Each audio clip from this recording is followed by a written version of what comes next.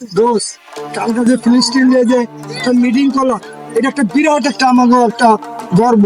কারণ সবার দেখাইতে পারছি যে আমরা দেশের জন্য কতটা ভক্ত। ঠিক আছে, এই ইসরায়েল যে দেশটারে যে ধ্বংস করে আলাইতেছে, এটা নগদ প্রমাণ। ঠিক আছে, এত শিশুদের মাইরা লাইতেছে না, এটা কি ঠিক? এটা তো ভালো না, ঠিক না। এই জিনিসটা খুব আসলে খারাপ।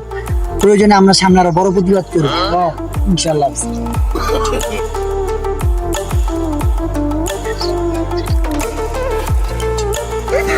বস, এটা আসলে খুব খারাপ, এই জিনিসটা ভালো না।